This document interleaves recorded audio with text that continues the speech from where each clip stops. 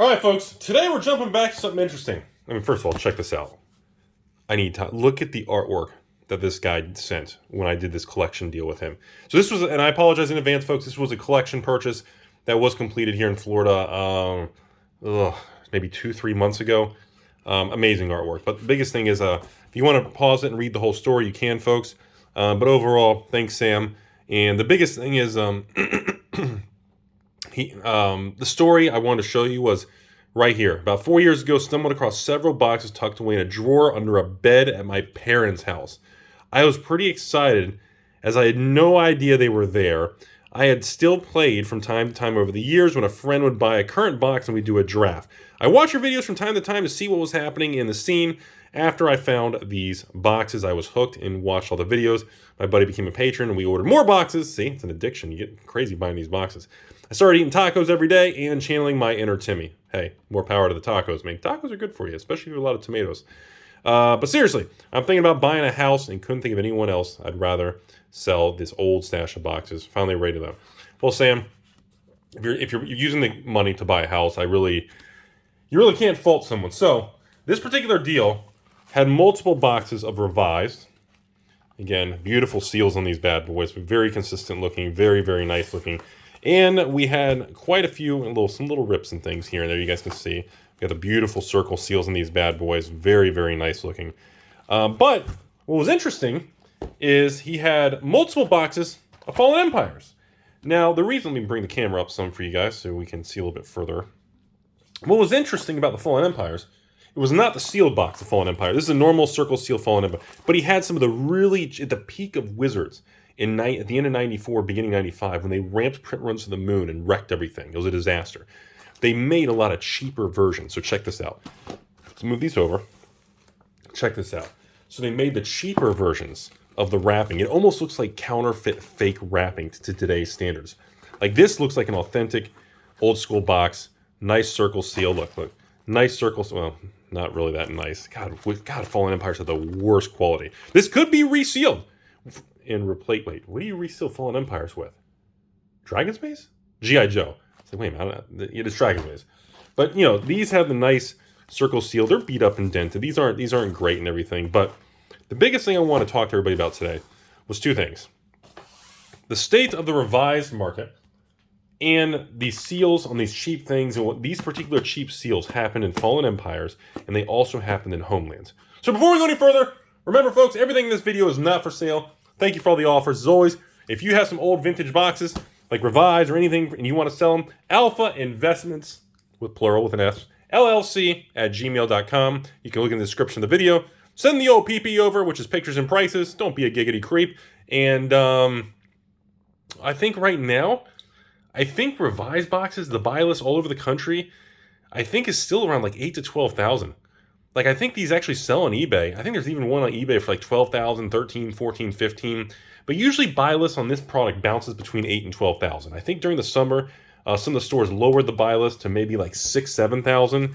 But I still, revised boxes, I have no limit. I'm probably at around 60 boxes now in the Rudy Volt collection between starters and booster bricks. Starter bricks and booster boxes.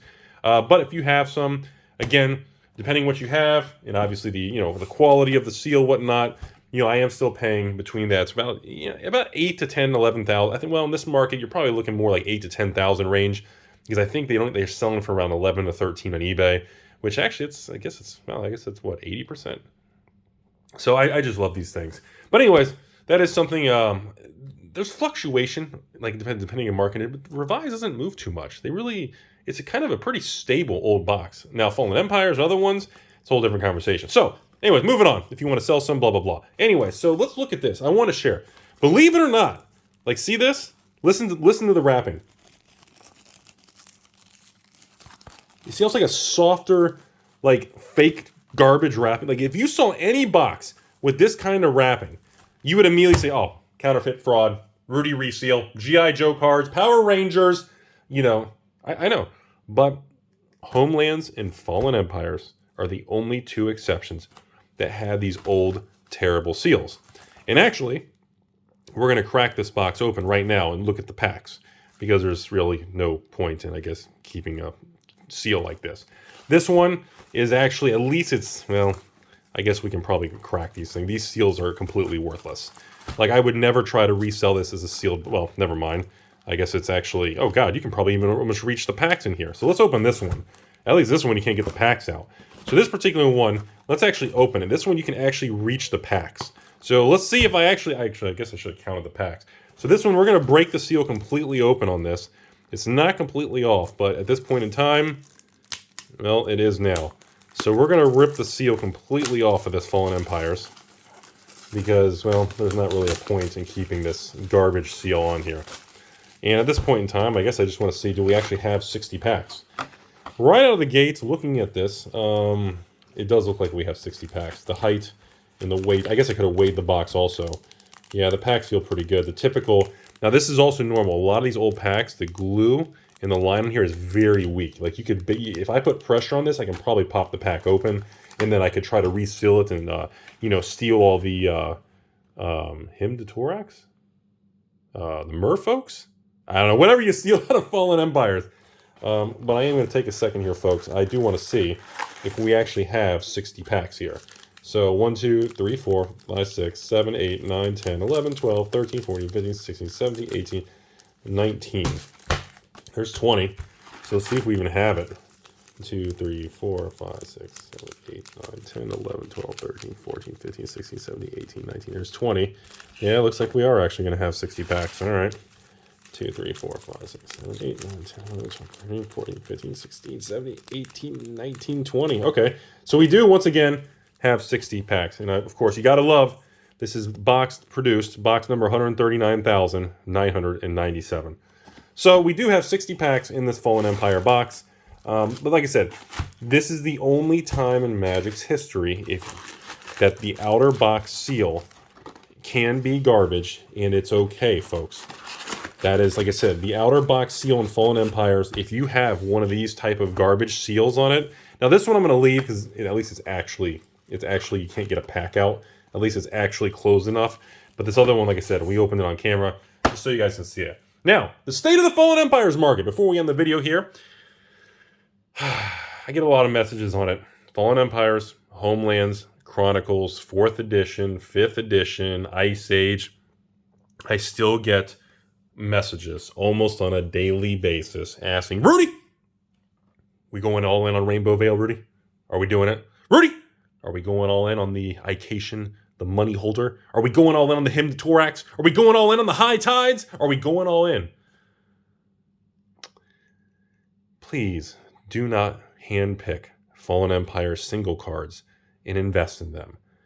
Maybe the only exception in the entire Fallen Empire set, I guess, would be a possible conversation around Rainbow Veil. And even then, there's even a few Thalids and other rares that are actually pretty decent that generate counters and spore counters and pop out tokens every couple turns. But please, normally when we talk about Revise, ABU, Arabian, Four Horsemen, I can assure you, ABU and Four Horsemen sets, there are not pallets of Arabian Nights sitting. There are not millions of Arabian Night bulk sitting in the big card companies and in Rudy's basement. But I will tell everybody with 100% G word, the word that scares me more than anything in the English language. And no, it's not tough tatas. The guarantee word, G word guarantee. I will G word guarantee everybody. There are large stores out there, because I've seen pictures, that have wrapped pallets of bulk in storage, and that bulk contains 4th edition, Ice Age, Fallen Empires, Chronicles, Homelands, these era of products.